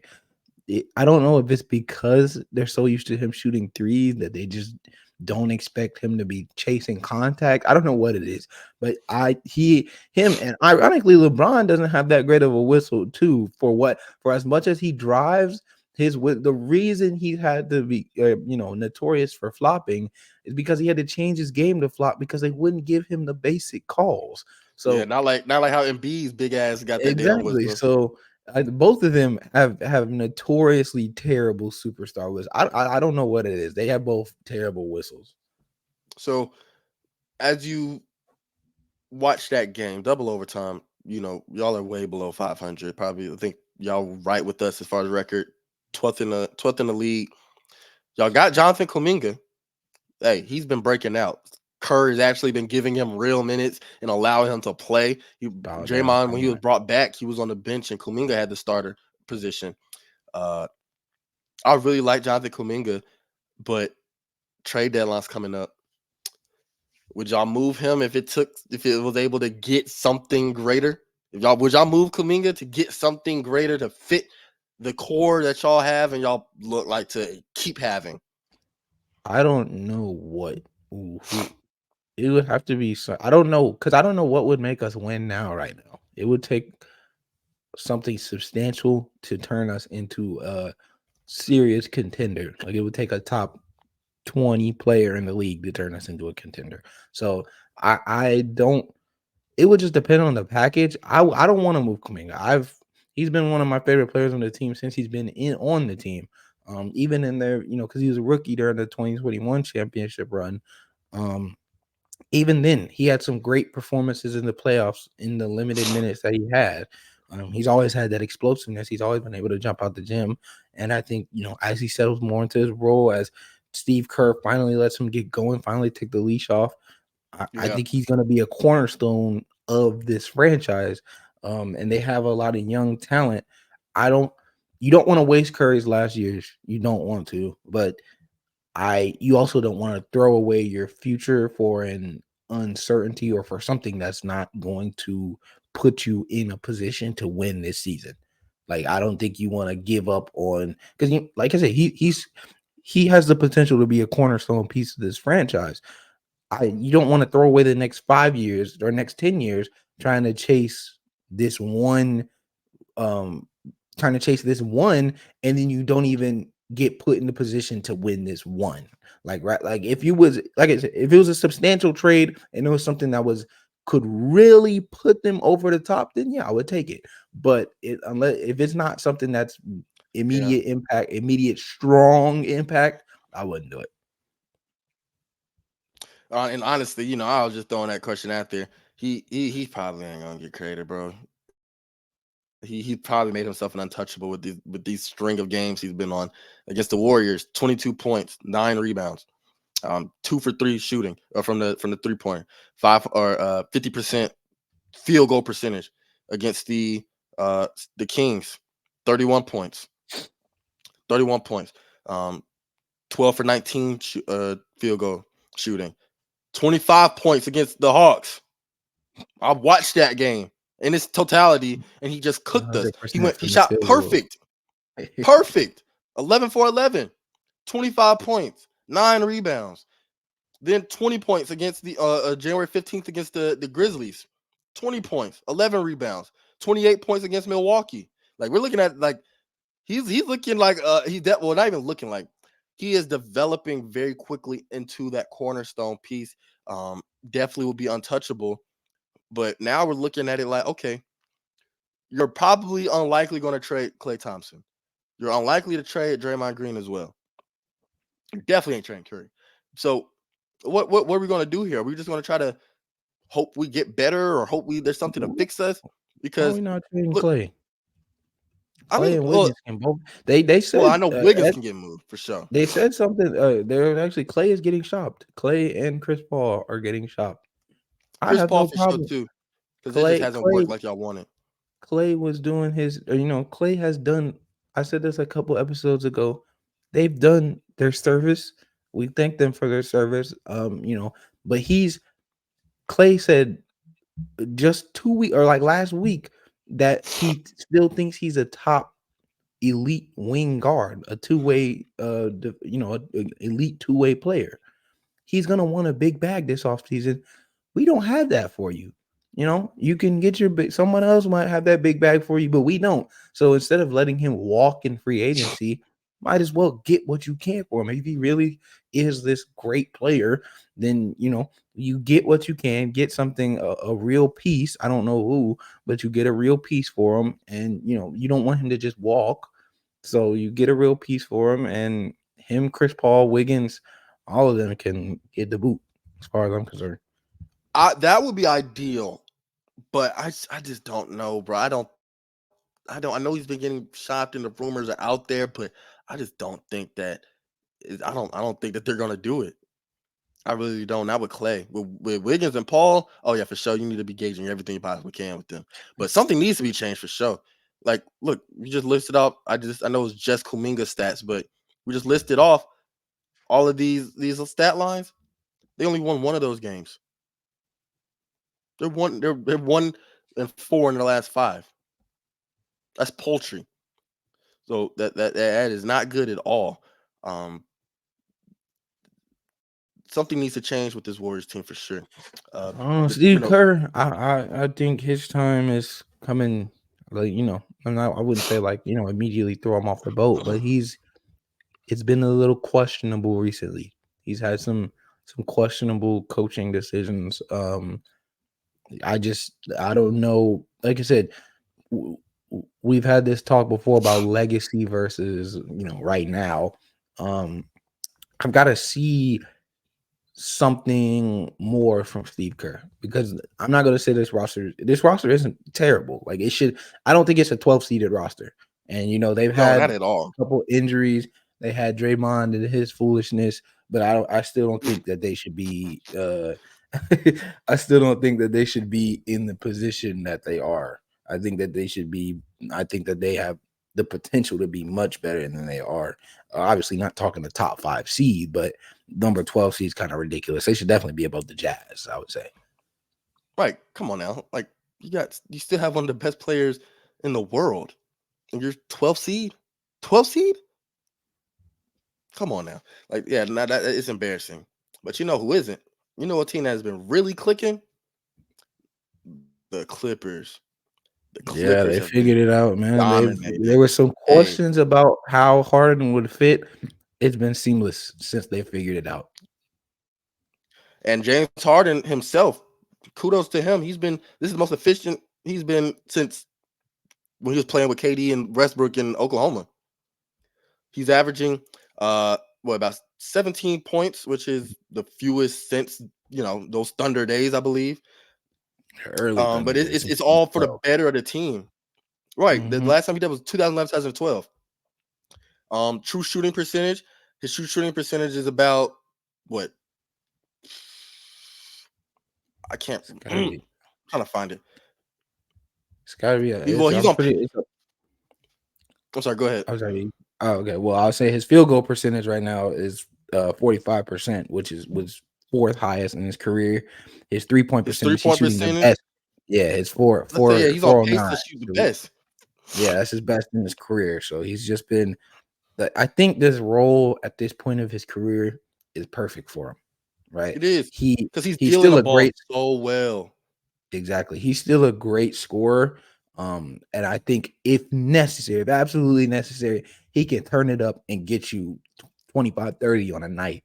But him being able to sit back, he's averaging some of the least turnovers in his career, only averaging 2.6. That's since he's been a primary ball handler, that's probably his lowest. Or that is his lowest since he's been a primary ball handler. And just his assist numbers, a great 8.5. And I just think this role where he isn't the primary scorer, he isn't even the secondary scorer, but he's still able to run the offense and get superstars involved, Paul George, Kawhi, Westbrook off the bench. I think that this role is even better fit than Philadelphia was. Especially Paul George. Well, because definitely in Philadelphia, bro, he was still asked to do both. And when you start talking about doing both, you start talking about a Harden that is now we got to go back to Rockets Harden. We got to kind of get into our bag a little bit more. Um, with the Clippers, look, Paul George is having one of his best shooting seasons of his career as well. He's shooting upwards about 41.8 or so percent from three on like 8.4 attempts. Um, and I've seen so many times when they play, Harden drives because Harden's a big boy, so he's gotten stronger in later in his career. It seemed like he gets to the paint, kicks out to a wide open Paul George in the corner, and it's just routine shot making at that point. It's a routine shoot around jumper from the corner. So this is having a ripple effect on everyone. The Clippers are 27-7 since November 17th, which is the best record in the NBA since that time span. They're second in offensive efficiency. They're the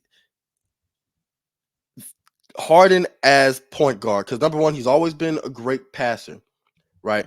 This is allowing less of Paul George isn't going to have to be as much of a playmaker like he had to in previous seasons. The ball is still touching Kawhi's hands. Kawhi is able to work off the ball very well. And Harden is able to Harden finds these players open too. He's purposely looking to find these open. I think he is 100%. Excuse me. He's embraced his role, and it's really fun to watch, especially with Harden. I know you really like Harden, and we all want to see him have some success. And with the way that they've been playing, uh, it's scary to see all the options that they have. And we know it's like clockwork. We always talking about the Clippers and how good of a team they have, or how good they look. When it's time to get in the playoffs, you know what I'm saying? It's either injuries or it's always something. It When they seems like it's go always 3-1 against the injuries. Mavericks, It seems like yeah. it's always injuries, but So if everything is stays this point, everybody's staying healthy too, relatively healthy. Uh, this Clippers team is looking very, very, very, very nice. Uh, it's like I said, the Clippers stay healthy for the playoffs, bro. Hey, nobody's gonna want to see them. For real, it's gonna be tough, even for my still favorites to make it back to the not the Super Bowl, the NBA Finals, the Nuggets. It's gonna be tough for anybody. Nobody's gonna mhm. want that smoke if the Clippers can maintain this and also just stay healthy and continue building a I said proper they roster. still haven't been together for that long. They still Mm-mm. have time to gel this into a much better form than it is even now. So it's only gonna be get better from where they are. And they like I said, or like you said, it's looking like they're gonna be one of the premier teams in the playoffs. You're not gonna want to see them. Yep. And then you got players like Norman Powell on the bench. He's immediate offense. You got Terrence Mann on the bench. He's gonna come in. He's gonna be a scrappy defender. He's gonna be up in your face. Russell Westbrook. He's that veteran presence who can literally do everything. He hustles hard. He's going to die for the loose ball. He's going to go in and get these offensive rebounds, second chance points. He's going to always attack the rim when he's in the game. He's going to feed his players as well. Like he doesn't have to always be the one that is manning the offense. So this overall roster built. Zubac, Soup. underrated, super underrated player. I Hey, think I he's was about to one. say some of these hard into Zubac lobs I've seen have been pretty effective, and it forces the defenses to, well, now I can't roll out.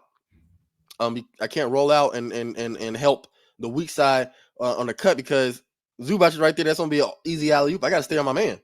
You know Yeah, what I'm saying? I can't slide over to block Harden because Zubac is gonna be wide open for a lob. exactly. And then defensively, he also, I think he's underrated as a defender, as a rim defender. He's great. I think he's, I mean, obviously size and strength is a given, but he's just super underrated as a rim defender. I think he's one of the, center wise, I would say top 10, honestly. Center is center's normally very top heavy position. There's, it's normally like your clear standouts on top, and it kind of jumbles up. But I think he's a very clear top 10, like top 7 or 8 center in the league. He is. So this overall team constructed very well. They're playing very well. They're starting to find their groove and they're starting to peak. And honestly, All Star break is a good time. By the time we get to All Star break, that's when you can start finding your groove and really. This is where you solidify what y'all are as a team, who y'all are, y'all's identity, the roles, being healthy. So this is actually perfect timing, especially with all the injury history that we know this team has. Um, what else? Shit, last week we saw PJ Washington on the Hornets dropped 43 points and made 7 of 9 threes in a loss to the Jazz. A lot of these games have been losses too, by the way. If in case people haven't noticed, Jalen Duren just was Sunday or Saturday. Yeah. She dropped 20 and 20, 22 points, 21 rebounds, and 6 assists in a win against the top seeded OKC Thunder. And also last week, the Pistons and the Spurs, both the bottom teams of the league, beat the number one seeds respectively. Or no, beat the top two seeds of the Western Conference, the Timberwolves and the Thunder, which is very odd. So yeah, last week I don't know what was going on. I don't know if Jupiter was in retrograde or whatever the hell, but that was a weird, bizarro time in basketball. So like last season too, we saw that game between the Kings and the Clippers where the Like score was like 160, 180. No, it 170. was like Yeah, it was fucking 170 crazy to point. We're damn near 160. 200 points in a game. So what like I don't know what is it is about January, because Donovan Mitchell and Damian Lillard, I think those were in January as well. Their 70-point performances last year. So I don't know what it is about January. Maybe it's the All-Star push, right before the All-Star, to try and get those last little votes in or whatever. I know it's already passed, but it's always interesting to see right. how players, how they turn up around this time of the year. It seems like consistently. So with all this scoring, and it's crazy to see, but at what point does it get stale? At what point does it get stale seeing box scores like 155 to 150 or 160 to 140? Like even a blowout, you're still scoring 140 points. You know what I'm saying? Like when does that get stale?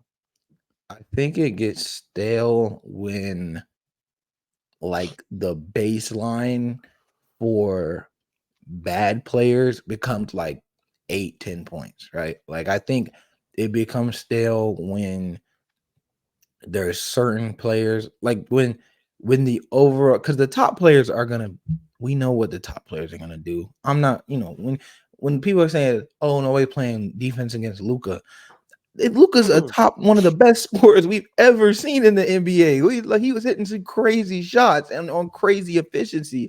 That wasn't a lack of defense. That was just a elite scorer doing elite scorer things. I think when it gets stale is when you see bottom, eighth, ninth man on the roster averaging 8-10 points. I think that's when it gets stale, is when when you see the lower players, players that you don't expect to have scoring impacts, when they start to consistently average, high numbers, respectively, for their position, in points and things of that sort, I think that's when it'll get a steal because the top players are gonna do top player things. I'm not shocked, or obviously I'm not. I'm gonna. I it's still crazy to me. 60-point games. I wouldn't say 60 is the new, or someone would say 70 is the new 50. I don't think that's true at all. 70 is still ridiculous. 70 is still elite company. It's only been 12 times in NBA history. Obviously, 4 of them came within the last year, but that's still, everybody's not having a 70-point game. Everybody's not having a 60-point game. Everybody's not having a 50-point game. So I think it's really when the bottom line moves, not when the top line moves, in my eyes. I say, because we kind of see this in the NFL sometimes too. We kind of have these discussions too, like, okay, when is too much offense too much? Like, when is it too much offense?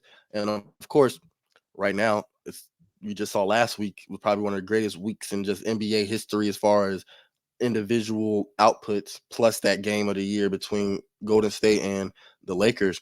Uh, but it's just like every team is getting more and more and more and more and more efficient scoring as well. So it's not just individuals going up, but and it's not just threes going up neither. It's not like people just chucking up threes. Like, look, I just pulled this game because I remember I was watching this in the in-season tournament. Pacers versus Hawks. This was in November. Field goal percentage for the Pacers, 60.6%. The Hawks, 60. So these are teams shooting way above 50%. So when you go and look at the league average, that okay, now this league average is the league average of teams scoring is now efficiency is about 52%. That means you're making way more than you're missing. That's not how it was ever in the NBA. Like, Yeah, especially I 10 think years that's ago, just 20 years that ago. has partly to do with the spacing and also just the fact that the 3-point, it almost seems like every single player in the NBA is a threat to score a three today. Like it almost feels like you could almost not leave certain even centers open at the 3-point line because even they have a chance of hitting, or a strong chance of hitting a 3-point line. So I think the spacing has overall made it so much more defined with certain shots and the ability to get certain players open But that even it then, though, even then, like it's not even it's. We look at these league averages, and teams are scoring at like 55% from two. Like, that is a shocking amount of yeah, but I efficient buckets. yeah, like I said, I think that part of that though is that there is no more clogging the paint, right? Like it feels like every team has to play 5 out, almost Yeah, on they do. in defensively. So when you have that, and you have players that are elite at driving to the basket and getting easy shots inside, I think that just opens it up for that, as well as coaching. Being able to run plays that get easier looks inside because you don't your center is having to trail out to the 3-point line and things of that sort. Yeah. But I think it's just offensive talent in general has gone up. I'm not gonna, I do think offensive the baseline for offensive talent is higher than it was in the past in my eyes. So if we sit up here and we would rag on the All-Star game because everybody's scoring at this point, literally everybody's scoring. I feel like we're kind of trending in that direction for regular season games now. Like, and of course it won't be as explosive and as lazy defense, but with the way that the game is played now, how everybody knows how to shoot it through, like you said, how everybody is spacing, it's in and the efficiency of buckets are like exponentially growing. It's like now, when is enough enough? You know what I'm saying? Like, when is Well, I enough think enough as far as it? it's a balancing act though. I think as NBA need to offense bring back some goddamn defensive rules. that's about They it. need to I do. think it as offensive capabilities go up, scoring goes up, it puts it puts so much more emphasis on having elite defenders. Look at OG Anunoby. Look at what the Timberwolves are doing and their defense. When you see the possessions where they're able to lock straight up lock things up. I think it makes, if we get in the playoffs and we have a 90 game, it's going to make that feel so much tougher, right? Like where in the past, when games usually ended 90-90, if you had a 120, 130 point game, that was rare. And it was like, oh, that's you got It to was a tune into this. spectacle. Exactly. So now it's kind of the opposite where, teams are scoring 120, 130. If you have a game, especially in the playoffs, where the score is 85-87 with 5 minutes in the fourth quarter, it's gonna make every shot feel like like a heavyweight punch where you just got a knockdown. Like it, I think it's a Like balancing act. it's yeah, but man, we talking about an 82 game season. I'm not Yeah, gonna sit up with the here and regular watch season, games. We're not gonna sit up here and watch games where we're just trading buckets, and it's not like buckets down the stretch.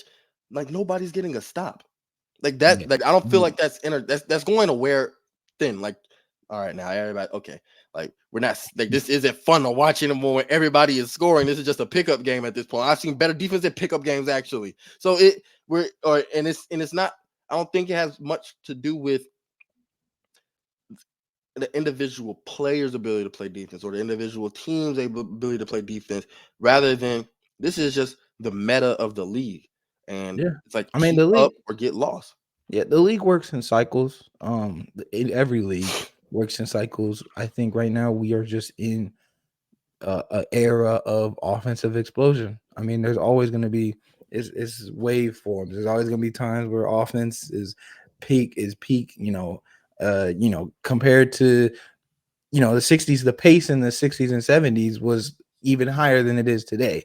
So I think it's a right now we're at the pinnacle of scoring in this 3-point revolution right now. I don't think it'll be this way forever. It's been I think it's going climbing. to keep going up. You think it's gonna keep going up? I I, think I think I don't think we even reached the fraction of how high this roller coaster is going to go. well, even if it keeps climbing, I think there's eventually gonna be a point where it'll start trending downwards. I think it's just for right now.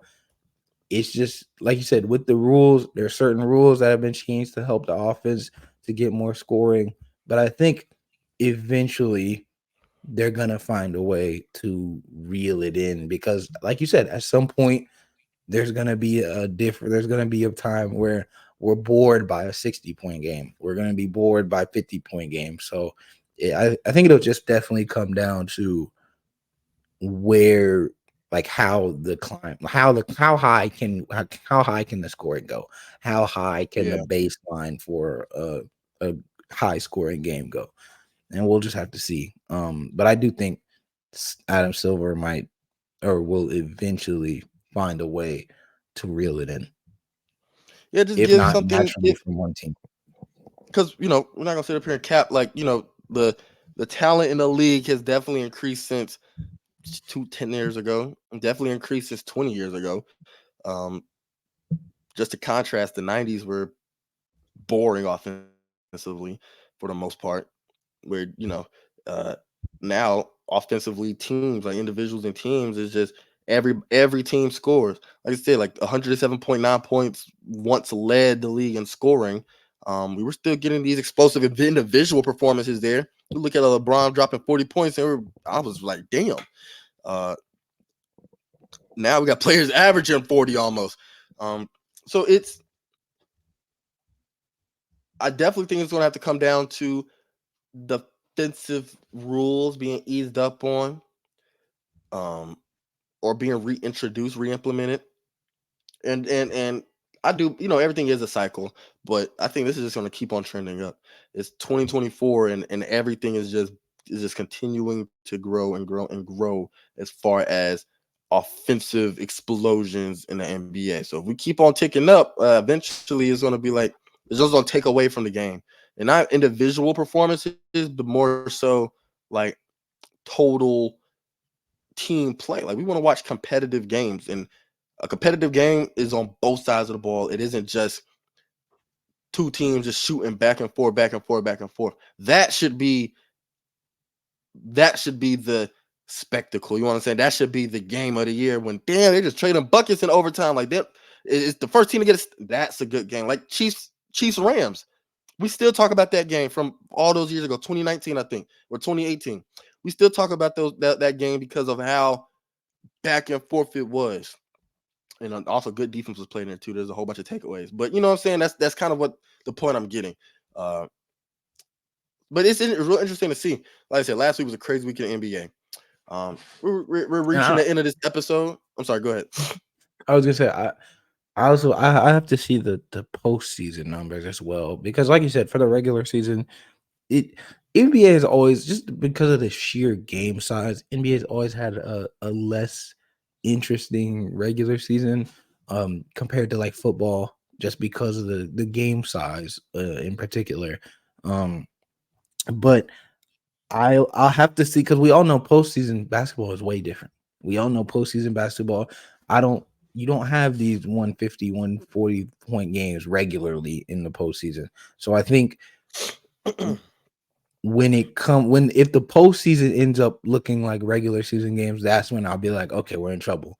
But for But right we now, got to be real though. We got to be real though. Like this isn't just a 17 game season. It's 82. You have to still retain viewership or get people invested. Like if nobody watches the regular season, everyone just watches the postseason. It's like, what's the that's point true. of But I playing don't 82 know. games? I don't know what the ratings look like because you have to remember we come from, and not to sound like an old head, is different for someone growing up with it and they're used to it versus us where we know what it used to look like. Yeah. So I don't know how it is with players or people, even people that are, with younger kids, and then with people that are just getting into basketball that don't necessarily know how it used to be. I think I don't know what their reaction to it is like, because if you don't know that it used to be right, if you didn't know that the Clippers were leading the league with 109 back then, and you didn't know how basketball was played back then, the 140 looks regular to you. It didn't look like Right. it didn't look like bad basketball to you because that's what you're used to. So I think it's a tough situation to be in. It's a tough situation to be in as like a commissioner. I don't know how like I said, I don't know how ratings and viewership look like for those demographics. Yeah. So yeah, it's definitely going to just come down to uh just kind of seeing how these next few years go. Because if we just keep seeing these big jumps in efficiency, shooting, especially like if it's just total shooting, we keep seeing these big jumps, definitely signs to be addressed. But I'm not gonna complain for now. I enjoy last week basketball. Like it was just cool seeing some of these games, and except for Luka dropping 73, I did not like that. But everything else, it was just fun watching. Even Chet versus Wemby, that was fun to watch. And I really wish Wimby Victor was going Wembanyama's at team Chet was much ass, better. boy. Yeah, Wimby I was really going wish to his team Chet. was better so these games could goddamn matter. I want to see these games Yeah, matter for legacy. Right now, we don't care because the Spurs suck and the Thunder and the are the number Thunder are one seed, so good. we don't Yeah, care. it would be one thing if they Yeah, were both terrible, and or if they were both good. But one team, it was kind of like we knew what the outcome would be. We really just wanted to right. see Chet versus Wimby. Which was entertaining as hell, though. It Like you was. said, It Wemby was. he got that dog in him early. He got that He was dog in him going early. He crazy, knows bro. these I was, I matchups. was I was watching it in the gym. It came on, or I turned it on in the gym. And it just seemed like Wemby was dead ass headhunt. He was headhunting Chet. He was headhunting Chet. And Chet, he finally, like near the end of the game or like in the fourth quarter, finally started going at Wemby himself. But I mean, when he dunked on Chet, he like flexed on him and started and talking and shit like he wanted Wemby. I mean, he wanted Chet. He Yeah, wanted Chet. It was fun to they see. got a little And it's fun to history see him of as that dog. themselves. They got a little history themselves. Like they played against each other back when they were both for the team. The team it's like Team USA versus Team France under 17. Mhm. So this we're talking about we were both really young. They played against each other a while ago. So they got history, and that's going to be definitely a matchup to watch for the next 10 plus years. Let's just hope that the Spurs can kind of make these every game count by building a great roster around Wemby. But yeah, I think the NBA is we're in good. They're in a good hands talent wise. Now we just have to make it to where games mean more than just points. You know what I'm saying? That's my problem. So we're in a good hands talent wise, and we're just gonna keep getting better. Um, all the talent keeps getting in. We were seeing little kids score 20-foot threes on an NBA regulation court. That was Like, very I'm talking about 5-6-year-olds, or 8, 9, 10-year-olds pulling from Curry range logo. on an NBA regulation Logo on an court. NBA court. That was the craziest thing I've ever seen. So we're about to wrap the episode up. Before we do, I'm back to watching WWE. I'm talking about I used to watch this thing. WWE was my second love. First love was basketball for sure. WWE came second. Always SmackDown versus Raw on the Xbox and PS2. Watching, I was watching. I think I started watching back in 2008. So of course that was when Edge and Batista and Jeff Hardy was the biggest name in the planet, and Undertaker was still a full-time wrestler. MVP Matt Hardy, like we were having just some great wrestlers. 2011 through 2015 were my prime viewing years. That's when I was watching. You best believe I catch every episode. WWE, I was on WWE Shop, WWE Network. I finessed my way to get WWE Network, everything. And then I kind of fell off.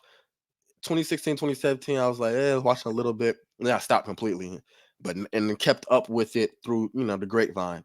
Now, man, this has been a great product. Triple H is in charge, and we'll have to save the Vince McMahon controversy for another episode.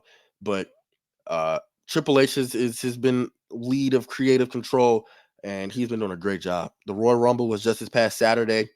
We only have 4 matches. We can just kind of quick shot these.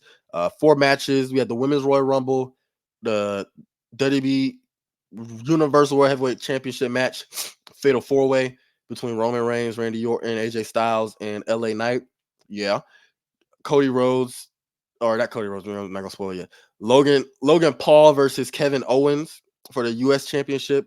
A crazy thing. This is my first time watching Logan Paul live, and he looked good. Ain't gonna lie. A couple times. He's really, he looks like a he's a wrestler. He's a wrestler. Yeah. And then he's fully invested in it. And then the men's Royal Rumble capped it off. So Bailey, she won the women's Royal Rumble. That was a very entertaining match to watch. Seeing Jade Cargill come from AEW, seeing Naomi come back from TNA, seeing Jordan Grace, right? Like it's seeing Jordan Grace, the current TNA Knockout Women's Champion in WWE, hearing Michael Cole and Corey Graves and mention TNA on a WWE show is something that 11-year-old me would have never thought would ever happen. Like it was always a thing that you after the Monday Night Wars between WCW and Monday Night Raw, you never mention a competition anymore. Mm-hmm. So that was good. Bailey ends up winning. Very entertaining match. Roman Reigns, he retains the championship, his championship against Randy Orton, LA Knight, and AJ Styles. Head of the table, stays at the head of the table. Of course, without it came with interference from the bloodline and Solo Sikoa, who surprised there. He all like that man pisses me off so much with the amount of interference he has. Like I genuinely dislike seeing him now, which is good. He's a good heel. Like, he pissed me off. He's a good heel. Roman Reigns, he keeps his title. People wanted to see Roman Reigns or Randy Orton win so he could tie. No, not tie. Either I think he'd get his 15th ever world championship or get his tie Ric Flair and John Cena for 16. I can't remember which one of those numbers.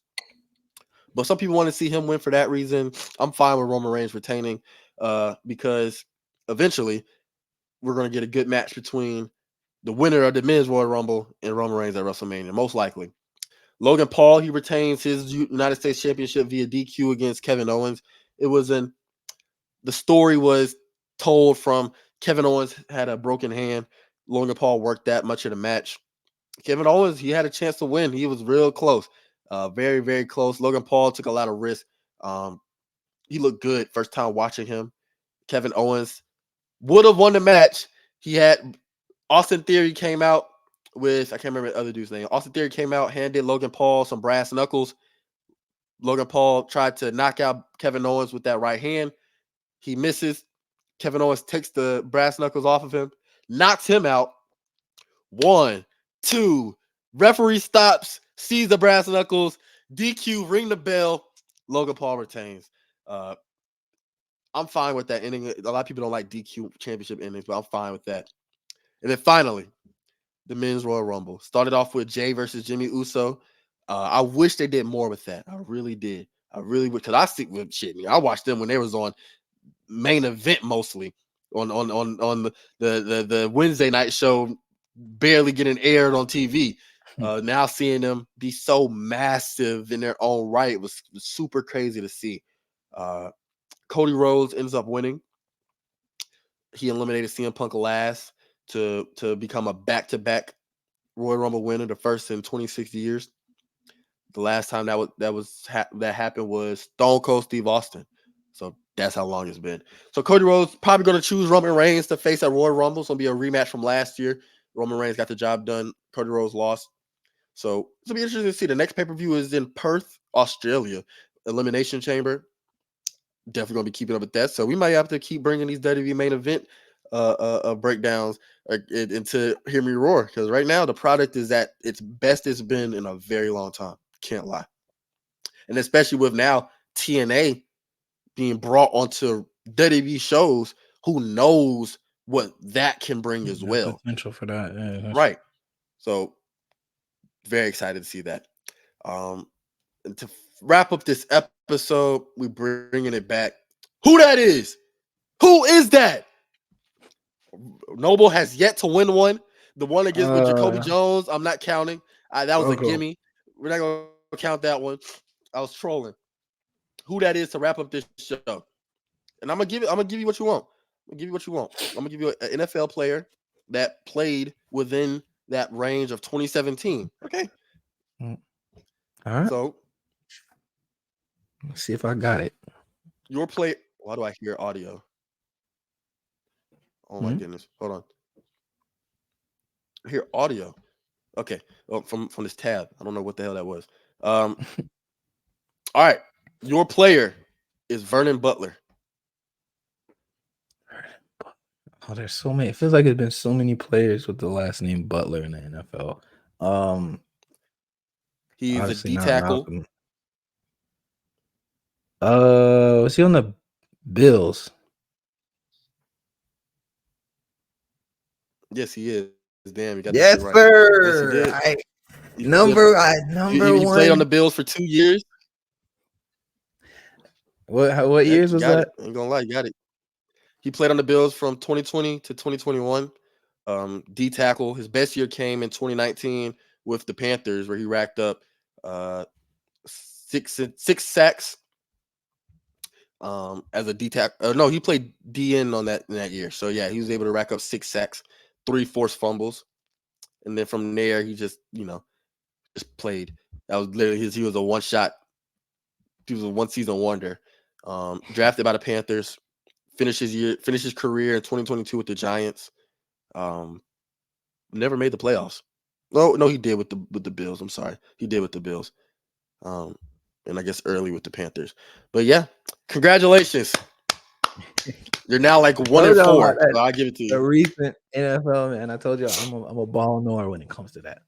Okay, I'm gonna start making them a little bit more obscure. I thought this was obscure, but you got it. I mean, it was. I was just is a player that I know. I don't know why I knew that. I'm gonna be honest. I don't know why I knew that. My next guess was gonna be Seahawks if the Bills wasn't right. So I was gonna get that shit wrong if the Bills wasn't right. But yeah, you would have lost. So hey, we're gonna. Hey, I know y'all want to see Noble lose. So do I. So we're gonna ramp it up. We're gonna keep it. We're real haters on this show, and my viewers know that too. We're real haters. We don't want to see nobody win. We don't want to see the 49ers win. We don't want to see you win. And who that is? We gold hate dude combo. No. So red hat, gold durag, blue hoodie. The hoodie's just I was cold. No, I don't want to hear it. So it's Warriors. This for the Warriors. This for the Warriors. Nobe knows ball, right? Yeah. Nobe You doesn't know see, drip. I got the DDP pick right. Drip. I was 4 for 4 on the divisional round. I said it here. I said Mahomes was going to pull it out against the Ravens. I said if anybody could get it done, it would be Mahomes. I got both of those right. And then in the Super Bowl, you know who's going to win. I definitely don't know who's gonna win, and then it's I not know looking like who's it's gonna gonna be the win. 49ers. I know who's Nope, gonna win. nope, it I ain't gonna got be the the red script. and gold. Goodell sent me the script. Oh, he sent me the script too, and it says Taylor Swift is going to get a ring too. She's going to be No, right the there with the only ring ring she's ceremony. getting is from Travis Kelce when he proposes in the offseason. No, watch. I'm telling you, this is how it's going to go before we wrap this episode up. It's going to go. The Chiefs get a. It's going to be 17. It'll be 17-17. Fourth quarter. Chiefs have the ball. 45 seconds left. Patrick Mahomes going to air that bitch out to Travis Kelce. He's going to bring it in the end zone. He's going to spike that bitch. And he's gonna Taylor pull out a Swift gonna ring. run in the He's gonna field. aim it at the camera. That's what he's gonna do. I'm telling you. I'm telling you what's gonna happen. I'm telling you. He's gonna propose to Taylor Swift after the game. Tell you what's gonna happen. We'll see. What's gonna happen? Okay. It's just in the script. Roger Goodell knows me. He listened to this show. He knows. He's the power that be. Well, Goodell, if you're listening, better not do that. Nope. He's gonna do it. Just to spite you. Just to spite you. So with that, folks, we're gonna wrap up this episode of Hear Me Roar. It was a great episode. A lot of good talk, a lot of good discussion. We're wrapping up the NFL season, so we're going to have to find some more stuff to talk about. Of course, obviously, that's when we're going to start talking about heavy basketball. As you can see today, we're starting to transition from football to basketball. But there's no anything else you want to watch. Like I'm down to watch anything that is remotely conversational. So And we then can talk about March, anything on this one. I mean, February is a little dead, but in March we're gonna pick up some baseball. Yeah, baseball. So we're going to So be in it. So with that being said, like, comment, subscribe on YouTube. Give us a rating on Spotify. Let us know what we can improve on. Let us know what you'd like us to talk about. Rate us on Spotify and Apple Music. Share it to everybody that you know will listen to sports. Support us. Especially we have some big things coming as far as the brand itself, as far as stream quality itself. So y'all don't want to, y'all be a part of this journey. Y'all gonna see us go from no video at all to the little StreamYard logo stuff, watermark in the top right, to some crazy stuff. Y'all don't know what y'all are going to be getting soon. So support us, please. And with that being said, this has been Tony Hope. That is Noble Lewis. And this has been Hear Me Roar.